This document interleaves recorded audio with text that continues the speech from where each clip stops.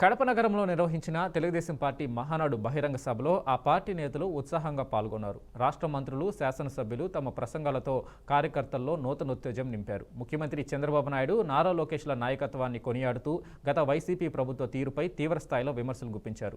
రాయలసీమ అభివృద్ధికి తమ ప్రభుత్వం కట్టుబడి ఉందని, భవిష్యత్తు ప్రణాళికలను వివరించారు. కడప గడ్డ తెలుగుదేశం పార్టీ అడ్డా అని చంద్రబాబు గారు నిరూపించారని హోంమంత్రి వంగలపూడి అనిత అన్నారు. రాబోయే 5 ఏళ్ల గురించి ఆలోచించే వారిని పొలిటికల్ లీడర్ అంటారని, కానీ 20 ఏళ్ల పాటు రాష్ట్ర అభివృద్ధి గురించి ఆలోచించేవాడిని విజనరీ లీడర్ అంటారని, ఈ విజనరీకి నిలువెత్తు రూపం చంద్రబాబు గారు అని కొనియాడారు. 75 ఏళ్ల వయసులో కూడా ఆయన 2047 నాటికి రాష్ట్రాన్ని అగ్రస్థానంలో నిలపాలనే ఆశయంతో పనిచేస్తున్నారని తెలిపారు. సాధారణంగా ఈ మహానాడు అయితేనే మహానాడు ముందు రోజు కూడా చాలా వర్షం పడింది. వర్షం పడితే చాలా మంది లోపల తీన్మా డాన్సులు వేసుకున్నారు అవతల పార్టీ వాళ్ళు. ఈ మహానాడు ఎలా అవుతుందో చూద్దాం, ఈ మహానాడు ఎలా అవుతుందో చూద్దామని. ఒక్కటి మాత్రం నిజం, ఆ మహానుభావుడు చంద్రబాబు నాయుడు గారి సంకల్ప బలం ముందు అన్నిది కూడా దిగదుడిపోయి, ప్రకృతి కూడా ఈరోజు మనకి సహకరించి 3 గంటల టైంలో ఇంత చల్లగా మనందరినీ కూడా ఇక్కడ ఆశీర్వదించిందంటే ప్రకృతి, ఈరోజు ఇది కూడా ఒక శుభ సూచకంగా దేవుని స్క్రిప్ట్ కింద భావించాల్సిన పరిస్థితి. గత 5 సంవత్సరాలు చూసాం, విధ్వంసంతో స్టార్ట్ అయింది, ప్రజావేదిక విధ్వంసంతో స్టార్ట్ అయింది, అనేక కేసులు పెట్టించుకున్నాం, అనేక రకాల జైళ్ళకి వెళ్ళాం. అభివృద్ధిలో శూన్యమైపోయింది, 20 సంవత్సరాలు వెనక్కి వెళ్ళింది. అభివృద్ధిలో ఎందుకు ముందుకు రాలేకపోయింది అంటే శాంతి భద్రతల మీద వాళ్ళకి పట్టు లేక, కనీసం వాళ్ళ భద్రత మీద వాళ్ళు కనీసం శ్రద్ధ చూపకపోవడం వల్ల ఈ రోజు మళ్ళా అదే శాంతి భద్రతల మీద, భద్రత మీద శ్రద్ధ చూపించారు. కాబట్టి మన నాయకుడి మీద ఉన్న నమ్మకంతో ఈరోజు అనేకమైన కంపెనీలు ఈరోజు వస్తున్నాయి. ఇంతకుముందు రాయలసీమ గురించి, ఫ్యాక్షనిజం గురించి మాట్లాడుకునే పరిస్థితి నుంచి ఈరోజు ఉపాధి అవకాశాలు, ఫ్యాక్షన్లోని చాలా మంది ప్రాణాలు కోల్పోతా ఉంటే అటువంటి వాళ్ళు ప్రాణాలు కోల్పోకూడదని ఫ్యాక్షనిజాన్ని సమూలంగా ఆ రోజు నాశనం చేసి ఈరోజు అదే కత్తి పట్టిన చేత్తోనే ఉపాధి అవకాశాలు కల్పించిన పరిస్థితి. ఈ రోజు రాయలసీమలో ఉన్న ప్రతి మహిళ కూడా ఇంట్లోని చంద్రబాబు నాయుడు గారు బొమ్మ పెట్టుకోవాలి. ఎందుకనంటే ఏ రోజైనా కత్తి పట్టిన మగాడు బయటికి వెళ్తే మళ్ళా తిరిగి ప్రాణాలతో వస్తాడో రాడో తెలియని పరిస్థితి నుంచి ఈ రోజు నా భర్త క్షేమంగా వస్తాడు, తిరిగి డబ్బులు తీసుకొని వస్తాడని ధైర్యంగా ఉండే పరిస్థితిని ఈరోజు తీసుకొచ్చాం. ఇంతకుముందు రాయలసీమ అంటే మనకి చేతిలో కత్తులు, కటార్లు, బాంబులు వినిపించేవి. కానీ ఈరోజు రాయలసీమ అంటే ఒక కియా. కడప జిల్లాలోని గండికోటను పర్యాటక ప్రాంతంగా తీర్చిదిద్దేందుకు కేంద్ర మంత్రి పెమ్మసాని చంద్రశేఖర్ అధికారంలోకి వచ్చిన 3 నెలల్లోనే గండికోటకు సుమారు 78 కోట్ల పర్యాటక శాఖ నిధులను కేటాయించామని అన్నారు. జమ్మలమడుగు ఎమ్మెల్యే ఆదినారాయణ రెడ్డితో కలిసి పెమ్మసాని గండికోట ప్రాంతాన్ని పరిశీలించారు. శిథిలమైన నిర్మాణాలను, అద్భుతమైన శిల్పకళ నైపుణ్యాన్ని పరిశీలించిన ఆయన ఈ ప్రాంతాన్ని మరో గ్రాండ్ క్యానియన్గా పర్యాటక అభివృద్ధి దిశగా నడిపిస్తామని స్పష్టం చేశారు.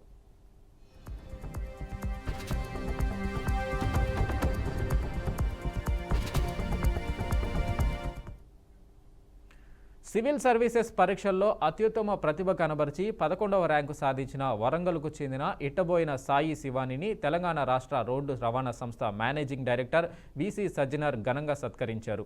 హైదరాబాద్లోని బస్ భవన్లో ఈ కార్యక్రమం జరిగింది. సాయి శివాని తన తల్లిదండ్రులు రాజు, రజితతో కలిసి సజ్జనార్ను మర్యాదపూర్వకంగా కలిశారు.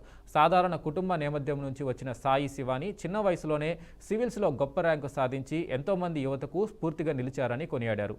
నేటి డిజిటల్ యుగంలో చాలామంది యువత స్మార్ట్ ఫోన్లు, సోషల్ మీడియాతో సమయం వృధా చేసుకుంటుంటే సాయి శివాని స్మార్ట్ ఫోన్ ముట్టుకోకుండా, సోషల్ మీడియా జోలికి వెళ్లకుండా అనుకున్న లక్ష్యాన్ని చేరుకోవడం అభినందనీయమని ప్రశంసించారు.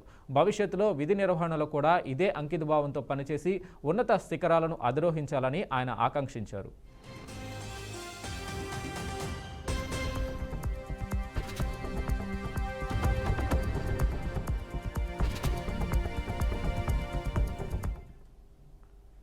ఉమ్మడి వరంగల్ జిల్లా కలెక్టర్లపై మంత్రి పొంగులేటి ఆగ్రహం వ్యక్తం చేశారు. ఇందిరమ్మ ఇళ్ల లబ్ధిదారుల ఎంపికలో నిర్లక్ష్యం వహిస్తే సహించేది లేదని వార్నింగ్ ఇచ్చారు. ఇప్పటి వరకు కనీసం 50% కూడా లిస్టు ప్రకటించకపోవడం ఏంటని మండిపడ్డారు. జూన్ 6 లోపు లబ్ధిదారుల ఎంపిక పూర్తి చేసి ప్రొసీడింగ్స్ ఇవ్వాలని అధికారులను ఆదేశించారు. లబ్ధిదారుల ఎంపికలో వయోపరిమితి లేదని మంత్రి పొంగులేటి శ్రీనివాస్ వెల్లడించారు.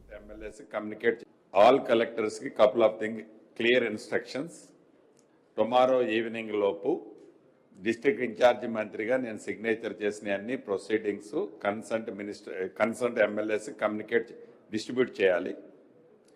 6th లోపు మీకు ఇచ్చిన లిస్ట్ ఏ జిల్లాకి ఇచ్చినది టార్గెట్ ఆ జిల్లా ఫైనల్ చేసుకొని ప్రతి నియోజకవర్గానికి అడిషనల్గా ఒక 1500 ఏదైతే మనం ఇందాక ఏమన్నదాన్ని బఫర్ లిస్టు 1500 లిస్టును కూడా రెడీ చేసి పెట్టుకోండి.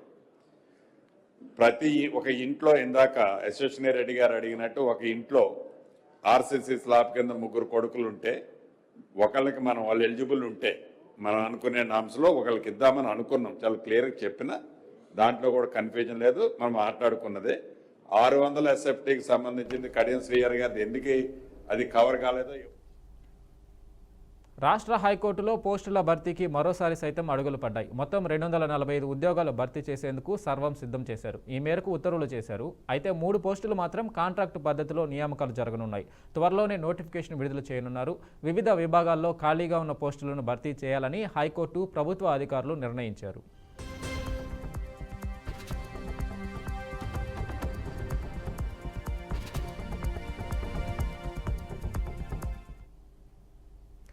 ఏపీలో కొత్తగా పింఛన్ కోసం దరఖాస్తు చేసిన పేదలకు ప్రభుత్వం గుడ్ న్యూస్ తెలిపింది. జూన్ 12న 4000 రూపాయలు అందజేయనున్నట్లు ప్రకటించింది. ఈ మేరకు ఉత్తర్వులు జారీ చేశారు.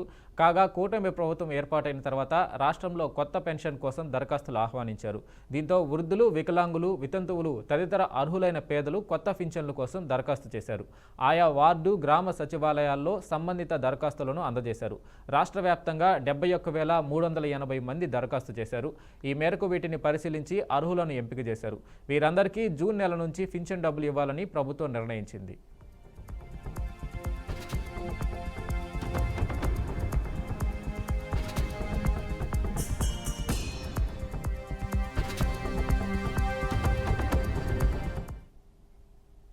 నంద్యాల జిల్లాలో మున్సిపాలిటీ కార్యాలయం ఎదుట మున్సిపల్ కార్మికులు ఆందోళన చేపట్టారు. ఈ కార్యక్రమానికి ముఖ్య అతిథులుగా డోన్ ఏఐటీయూసీ అధ్యక్ష కార్యదర్శులు అన్వర్ హాజరయ్యారు.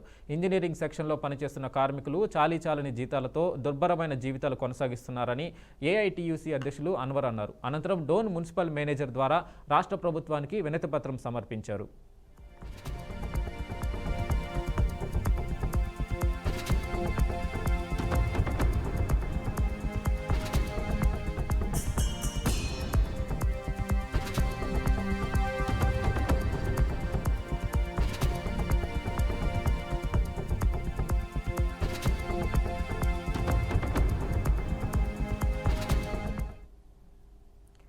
ఏఐసీసీ కీలక నిర్ణయం ప్రకటించింది. 22 మందితో టీపీసీసీ రాజకీయ వ్యవహారాల కమిటీ, 15 మందితో అడ్వైజరీ కమిటీ ఏర్పాటు చేసింది.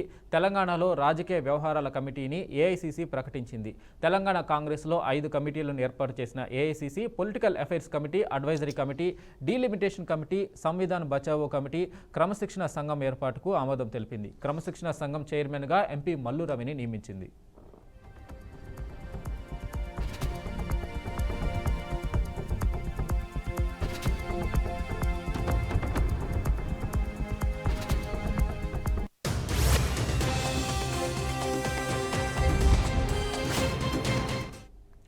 ఏఐసీసీ కీలక నిర్ణయం ప్రకటించింది. 22 మందితో టీపీసీసీ రాజకీయ వ్యవహారాల కమిటీ, 15 మందితో అడ్వైజరీ కమిటీ ఏర్పాటు చేసింది. తెలంగాణలో రాజకీయ వ్యవహారాల కమిటీని ఏఐసీసీ ప్రకటించింది. తెలంగాణ కాంగ్రెస్లో 5 కమిటీలను ఏర్పాటు చేసిన AICC political affairs committee, advisory committee, delimitation committee, Samvidhan Bachao committee, క్రమశిక్షణ సంఘం ఏర్పాటుకు ఆమోదం తెలిపింది. క్రమశిక్షణ సంఘం చైర్మన్గా ఎంపీ మల్లు రవిని నియమించింది.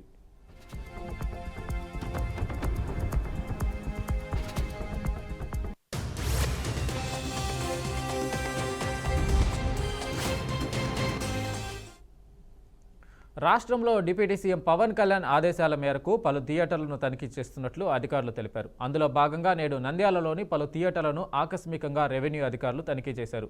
థియేటర్కు సంబంధించిన పత్రాలను, అగ్నిమాపక పత్రాలను, సేఫ్టీ ప్రికాషన్స్ను రెవెన్యూ అధికారులు పరిశీలించారు. థియేటర్లో ఉన్న క్యాంటీన్లను, టాయిలెట్స్ను, టికెట్ల రేట్లు పరిశీలించారు. థియేటర్లకు వచ్చే ప్రేక్షకులకు థియేటర్ యాజమాన్యం మెరుగైన సౌకర్యాలను కల్పించాలని రెవెన్యూ అధికారులు కోరారు. ప్రభుత్వ నిబంధనలు ఉల్లంఘిస్తే చట్టపరమైన చర్యలు తప్పవని హెచ్చరించారు.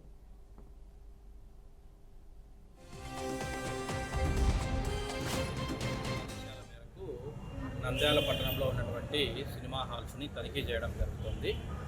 ప్రతి సినిమా హాల్ కూడా విధిగా ఖచ్చితంగా R&B వాళ్ళ ఫిట్నెస్ సర్టిఫికేట్, ఫైర్ డిపార్ట్మెంట్ యొక్క సేఫ్టీ అండ్ NOC కలిగి ఉండాలి. అలాగే ఫిలిం ఛాంబర్కి సంబంధించినటువంటి అగ్రిమెంట్ కానీ అన్నీ కూడా ఉండాలి. అలా అన్ని సినిమా థియేటర్స్ కూడా లైసెన్సింగ్ అథారిటీ రెన్యువల్ కూడా అన్నీ కూడా అప్డేటెడ్గా ఉన్నాయి. ఆ విషయాలన్నీ కూడా ఇక్కడ ప్రత్యక్షంగా తనిఖీ చేయడం అయింది. అలాగే సినిమా హాళ్ళల్లో వచ్చే ప్రేక్షకులకి ఎవరికైతే ఈ యొక్క తినుబండారాలు కావచ్చు, తర్వాత టాయిలెట్స్ కానీ వాటి నిర్వహణ కూడా యాజమాన్యము చాలా క్లీన్గా ఉంచాలనే ఉద్దేశం ఇన్స్ట్రక్షన్స్ ఇవ్వడం జరిగింది. అలాగే తినుబండారాల పైన కూడా రేట్లు ఎట్టి పరిస్థితుల్లో కూడా బయట మనకు ఏదైతే ఎలాంటి ఎంఆర్పి రేట్లతో అమ్ముతారో సినిమా హాల్లో కూడా అలాంటి రేట్లతోనే అమ్మాలని చెప్పి కూడా instructions. Welcome back. BRS BJP కలిసి రాజకీయ నాటకానికి తెరలేపారన్నారు ఎంపీ చామల కిరణ్ కుమార్ రెడ్డి. కవిత తాజాగా చేసిన వ్యాఖ్యలపై ఆయన ఓ వీడియోను రిలీజ్ చేశారు. ఊహించినట్లుగానే బీజేపీతో బీఆర్ఎస్ బేరసారాలు చేసిందని, లిక్కర్ స్కామ్ నుంచి కవితను బయట పడేయడానికి బీజేపీ వద్ద తెలంగాణ ఆత్మగౌరవాన్ని బీఆర్ఎస్ తాకట్టు పెట్టిందన్నారు. ఎమ్మెల్సీ ఎన్నికల్లోనూ బీజేపీ బీఆర్ఎస్కు మద్దతు ఇచ్చిందన్నారు. రాష్ట్రంలో బీజేపీ 8 మంది ఎంపీలు గెలవడానికి సహకరించిందన్నారు. ఈరోజు కవిత గారు ఏదైతే ప్రెస్ మీటు అంటే చిట్ చాట్లో మాట్లాడినటువంటి విషయాలు చూస్తే, గతంలో ఎన్నోసార్లు మేము బీఆర్ఎస్ బీజేపీ కలిసి రాజకీయ నాటకాలకు తెరలేపినాయి అనే దానికి నిదర్శనంగా తెలుస్తుంది. ఎందుకంటే ఆమె తిహార్ జైల్లో ఉన్నప్పుడు బీఆర్ఎస్ పార్టీ మంతనాలు, బీఆర్ఎస్ పార్టీ బీజేపీతో అంత కాగాలన్నటువంటి ఆలోచనను ఆమె వద్దని చెప్పినట్టుగా ఈరోజు ఆమె చెప్పడాన్ని చూస్తే, మేము ఊహించిన విధంగానే లిక్కర్ కేసులో కవితను బయట పడేయడానికి బీఆర్ఎస్ పార్టీ బీజేపీకి మద్దతిస్తూ ఈరోజు తెలంగాణ ఆత్మ గౌరవాన్ని తాకట్టు పెట్టినట్టుగా తెలుస్తుంది. 8 మంది ఎంపీలు గెలవడానికైనా ఈ మధ్య జరిగినటువంటి ఎమ్మెల్సీ ఎన్నికలల్లో బీజేపీ గెలుచుకున్న సీట్లు చూసినా, బీఆర్ఎస్ నిలబడకపోవడానికి కారణం చూసినా, ఇదంతా కూడా ఈరోజు క్లియర్గా మనకు తెలిసిపోయింది. నేను ఒకటే చెప్తున్నా, ఈరోజు కవిత లేపిన నాటకానికి ఇవాళ వాళ్ళ ఇంట్లో ఉన్నటువంటి సమస్యలా, లేకపోతే ఏదైతే కథనాలు ఈరోజు కాంగ్రెస్ పార్టీ వైపు మొగ్గు చూపుతున్నారన్నటువంటి విషయాన్ని ఒక పార్లమెంట్ సభ్యునిగా నాకు తెలిసినంత వరకు కాంగ్రెస్ పార్టీకి ఈరోజు కవిత గారి అవసరం లేదు. ఈరోజు బ్రహ్మాండంగా రాష్ట్ర రాజకీయాల్లో ప్రజాపాలన అందిస్తూ ముందుకు పోతున్నటువంటి కాంగ్రెస్ పార్టీలో నాయకత్వ లోపం ఎక్కడ లేదు. మాకు కొత్తగా అవసరమైనటువంటి లీడర్షిప్ కూడా అవసరం లేని పరిస్థితి ఉంది. కాబట్టి కవిత ఈరోజు చిత్తశుద్ధితోటి వాళ్ళ కుటుంబంలో ఎవరు దయ్యాలు, ఎవరు వాళ్ళ నాయన దగ్గర వాళ్ళ నాయన ఒక్కడే లీడర్, మిగతాలు లీడర్లు కాదని చెప్పడం, కాళేశ్వరం. భద్రాద్రి కొత్తగూడెం జిల్లాలో పంచాయతీరాజ్ గ్రామీణాభివృద్ధి స్త్రీ శిశు సంక్షేమ శాఖల మంత్రి సీతక్క పర్యటించారు. పాల్వంచులోని సమీకృత కలెక్టరేట్ కార్యాలయంలో పంచాయతీరాజ్ గ్రామీణాభివృద్ధి, మిషన్ భగీరథ, మహిళా శిశు దివ్యాంగుల వయోవృద్ధుల సంక్షేమ శాఖల ఉమ్మడి జిల్లా అధికారులతో సమీక్షా సమావేశం నిర్వహించారు. ఈ సందర్భంగా మంత్రి సీతక్క మాట్లాడుతూ, ఈ సమీక్షా సమావేశంలో కొన్ని లోపాలను గుర్తించారని, వాటిని వెంటనే పరిష్కరించే దిశగా చర్యలు తీసుకుంటారని తెలిపారు. ఖమ్మం జిల్లా యంత్రాంగానికి మరి భద్రాద్రి కొత్తగూడెం జిల్లా కలెక్టర్ గారి అధ్యక్షతన మా పంచాయతీరాజ్ అండ్ ఆర్డబ్ల్యూఎస్ అదే విధంగా ఉమెన్ అండ్ చైల్డ్ డిపార్ట్మెంట్ శాఖల యొక్క రివ్యూ చేసుకోవడం జరిగింది. కొన్ని లోపాలను కూడా మేము గుర్తించుకొని వాటిని ఇంకా మంచిగా పనిచేసే విధంగా మా జిల్లా యంత్రాంగానికి, ఉమ్మడి ఖమ్మం జిల్లా యంత్రాంగానికి అంతా కూడా ఆదేశించడం జరిగింది. అదే విధంగా కలెక్టర్ గారి అధ్యక్షతన మా ఎమ్మెల్యేలు, మా ఎంపీ గారు, మేమందరం కూడా చాలా ఫ్రూట్ఫుల్ రివ్యూ చేసుకోవడం జరిగింది. అందరూ ఒపీనియన్స్ తీసుకొని అదే విధంగా ఎక్కడ లోపాలు ఉన్నాయి, ఎక్కడ బెటర్ గా ఉంది అని కూడా చేసినప్పుడు కలెక్టర్ గారు మంచి సమన్వయంతో జిల్లాను అభివృద్ధి పదంలో నడిపిస్తున్నారు. డ్రింకింగ్ వాటర్ ప్రాబ్లం కూడా చాలా వరకు క్లియర్ చేయగలిగినారు. ఇంకా మా పంచాయతీరాజ్ శాఖ ద్వారా ఇచ్చినటువంటి కొన్ని రోడ్ల విషయంలో మా అధికారులు సరైనటువంటి టెండర్లు ప్రాసెస్ స్పీడప్ చేయకపోవడం తోటి కొంత డిలే ఉంది. వాటిని కూడా వేగవంతం చేసి తొందరగా గ్రౌండింగ్ చేయాలని కూడా ఆదేశించడం జరిగింది. అదే విధంగా ఉమెన్ అండ్ చైల్డ్ డిపార్ట్మెంట్ కు సంబంధించి మరి రేపు ఒక కొత్త ప్రోగ్రామ్ కూడా లాంచ్ చేస్తా ఉన్నాం ఇక్కడే రేపు పొద్దున 8:30కి. సో ఈ యొక్క ఆస్పిరేషనల్ డిస్ట్రిక్ట్ గా ఉంది, వెనుకబడ్డ జిల్లా, ట్రైబల్స్ ఎక్కువ, ఆదివాసులు ఎక్కువ ఉండేటువంటి జిల్లా. అనేక సమస్యలు ఉంటాయి. ఈ సమస్యలలో పంచాయతీరాజ్ శాఖ ద్వారా ఎదురయ్యేటువంటి సమస్యలన్నీ కూడా ఈ ప్రాంతం తెలిసినటువంటి బిడ్డగా తొందరగా పరిష్కరించుకోవాలనేటువంటి లక్ష్యంతో ఈ యొక్క సమావేశాన్ని ఏర్పాటు చేసుకొని నాకు కూడా చాలా విషయాలు అర్థమైనాయి. ఎక్కడ మనం ఇంకా స్పీడప్ చేసుకోవాలి, ఎక్కడ ప్రోగ్రెస్ సాధించాలి అనేటువంటి అంశాలను కూడా మాకు కూడా ఈ క్షేత్రస్థాయికి వస్తే కొంత అర్థమవుతుంది. ఇవన్నిటిని దృష్టిలో పెట్టుకొని ఫర్దర్ గా రాబోయే కాలంలో బెస్ట్ డిస్ట్రిక్ట్ గా ఈ భద్రాద్రి కొత్తగూడెం మా ఉమెన్ అండ్ చైల్డ్ డిపార్ట్మెంట్ విషయంలో కానీ రాష్ట్ర వ్యాప్తంగా జూన్ 1వ తేదీ నుంచి నిత్యావసర వస్తువుల పంపిణీని రేషన్ షాపుల ద్వారానే నిర్వహించనున్నట్లు పౌర సరఫరాల శాఖ మంత్రి నాదెండ్ల మనోహర్ తెలిపారు. విజయవాడ మధురనగర్లోని 218వ రేషన్ షాప్లో ట్రయల్ రన్ కార్యక్రమాన్ని మంత్రి స్వయంగా పరిశీలించారు. ఈ పోస్ట్ మిషన్, ఎలక్ట్రానిక్ కాటా వంటి సాంకేతిక వ్యవస్థల పనితీరును మంత్రి పరిశీలించారు. రాష్ట్ర వ్యాప్తంగా 29,760 రేషన్ షాపుల్లో పంపిణీకి అవసరమైన అన్ని ఏర్పాట్లు పూర్తయ్యాయని, రోజు ఉదయం 8 నుంచి మధ్యాహ్నం 12 గంటల వరకు, సాయంత్రం 4 గంటల నుంచి 8 గంటల వరకు నిత్యావసర వస్తువుల పంపిణీ జరుగుతుందని మంత్రి తెలిపారు. ఇంటింటికి గతంలో అందించలేని రేషన్ సరుకులు ఒక మార్పు తీసుకొచ్చి దశాబ్దాల కాలంగా 29,760 ఫేర్ ప్రైస్ షాప్ ప్రతి నెల 1వ తారీఖు నుంచి 15వ తారీఖు వరకు ఉదయం 8 నుంచి 12 వరకు, మళ్ళీ సాయంత్రం 4 నుంచి 8 వరకు ప్రజల కోసం నిరంతరంగా ఉపయోగపడే విధంగా ఒక వ్యవస్థ ఉండేది. ప్రజలకి ఎక్కువగా ఉపయోగపడే విధంగా ప్రతి నెల సరుకులు అందుకోవడానికి పన్ను మానేసుకుని వ్యాన్ ఎప్పుడు వస్తుందో అని ఎదురు చూడకుండా ఎప్పుడు కూడా వీళ్ళకి అందుబాటులో ఉండేటట్టు ఈ షాపులన్నీ కూడా తెచ్చే విధంగా ఒక అద్భుతమైన కార్యక్రమం కేంద్ర ప్రభుత్వంతో రాష్ట్ర ప్రభుత్వం కలిసి చేస్తుంది. ఈ పథకాన్ని ప్రజలకి మరింతగా దగ్గరగా తీసుకెళ్లే విధంగా, అదేవిధంగా టెక్నాలజీని ఉపయోగించుకొని ప్రతి ఒక్కరికి మేలు జరిగే విధంగా, ఎక్కడ పొరపాటు లేకుండా రైస్ స్మగ్లింగ్ అనేది ఆంధ్రప్రదేశ్లో జరగకుండా చర్యల్లో భాగంగా ఈరోజు ఈ నిర్ణయం తీసుకుని ముందుకు వస్తున్నాం.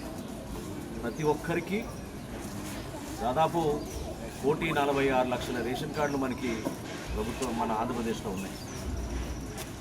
కొత్తగా మేము నమోదు చేసుకోబోయే ఈ రైస్ కార్డుల కోసం ఈకేవైసీ మేము చేసినప్పుడు 96% పూర్తయింది. అంటే దాదాపు 4,42,00,000 మందికి జూన్ 1వ తారీఖు నుంచి మేము ఉచితంగా బియ్యం అందిస్తాం. అదేవిధంగా పంచదార కూడా అందిస్తాం. ఈ సరుకులతో పాటు సందర్భాన్ని బట్టి, అవసరాన్ని బట్టి ఎప్పుడైతే మార్కెట్లో ధరలు బాగా పెరిగిపోతాయో, కందిపప్పు కానివ్వండి లేదా వంట నూనె కానివ్వండి, తప్పకుండా ప్రజలకి. పశ్చిమ బెంగాల్ అసెంబ్లీ ఎన్నికలకు ఏడాది కంటే తక్కువ సమయం ఉన్న తరుణంలో రాజకీయ వాతావరణం ఒక్కసారిగా వేడెక్కింది. ప్రధానమంత్రి నరేంద్ర మోడీ, ముఖ్యమంత్రి మమతా బెనర్జీ మధ్య మాటల తూటాలు పేలాయి. అలీపూర్ దువార్లో జరిగిన బహిరంగ సభలో ప్రధాని మోడీ తృణమూల్ కాంగ్రెస్ ప్రభుత్వంపై నిప్పులు చెరిగారు. టీఎంసీ సర్కార్ క్రూరమైనదని, అవినీతి ఊబిలో కూరుకుపోయిందని తీవ్ర స్థాయిలో ధ్వజమెత్తారు. రాష్ట్రంలో హింస, అరాచకం, నిరుద్యోగం పెట్టరేగిపోయాయని, ప్రజలు మార్పు కోరుకుంటున్నారని ఆయన అన్నారు. ప్రధాని ఆరోపణలపై ముఖ్యమంత్రి మమతా బెనర్జీ అంతే ఘాటుగా బదులిచ్చారు. ప్రధాని వ్యాఖ్యలు దిగ్భ్రాంతికి గురి చేశాయని, ఉగ్రవాదంపై దేశం ఐక్యంగా పోరాడుతున్న తరుణంలో ఆపరేషన్ సింధూర్ వంటి సున్నితమైన అంశాలను బీజేపీ రాజకీయం చేయడం తగదని మండిపడ్డారు. ధైర్యం ఉంటే రేపే బెంగాల్ అసెంబ్లీ ఎన్నికలు నిర్వహించాలని ప్రధానికి సవాల్ విసిరారు. రాష్ట్ర ప్రజలు తన వెంటే ఉన్నారని ఆమె ధీమా వ్యక్తం చేశారు. What Modi ji had said today, we are not only shocked, but it is very saddening to hear the voice of Prime Minister when all the opposition team, they are representing the country. Is it the time for Narendra Modi, Prime Minister of this country, and his presence? PoK ప్రజలు మనవాళ్లే అంటూ కేంద్ర రక్షణ మంత్రి రాజ్నాథ్ సింగ్ కీలక వ్యాఖ్యలు చేశారు. భౌగోళికంగా విడిపోయినా రాజకీయంగా ఏదో ఒక రోజు భారత్లో ఏకమవుతారని అన్నారు. అక్కడ ఉన్నవారికి భారత్తో దృఢమైన సంబంధాలు ఉన్నాయని చెప్పారు. భారత్ ఫైటర్ జెట్ లేదా క్షిపణి వ్యవస్థ అభివృద్ధి చేసుకోవడంతో పాటు న్యూ ఏజ్ వార్షేర్ టెక్నాలజీకి సైతం సిద్ధమవుతుందని చెప్పారు. ఆపరేషన్ సింధూర్లో మన రక్షణ వ్యవస్థను చూసి ప్రపంచం మొత్తం షాక్ అయిందని అన్నారు. ఏ శత్రువు కవచాన్ని అయినా ఛేదించగల శక్తి భారత్కు ఉందని చెప్పారు. आत्मा की आवाज और स्वेच्छा से भारत की मुख्य धारा में कभी न कभी जरूर वापस लौटेंगे। मैं जानता हूं वहां के अधिकांश लोग भारत के साथ एक जुड़ाव महसूस करते हैं, बड़ी संख्या है जो भारत के साथ जुड़ाव महसूस करती है पीओके में। कुछ गिने चुने ही हैं जिन्हें भटकाया गया है, गुमराह किया गया है। पीओके में रहने वाले हमारे इन भाइयों की स्थिति कुछ ऐसी ही है जैसे वीर योद्धा महाराणा प्रताप के छोटे भाई शक्ति सिंह की थी। मैं फिर से दोहराना चाहूंगा, पीओके में रहने वाले हमारे इन भाइयों की स्थिति कुछ ऐसी ही है जैसे वीर योद्धा महाराणा प्रताप के छोटे भाई शक्ति सिंह की थी। ఇవి bulletin updates. Keep watching BRK news.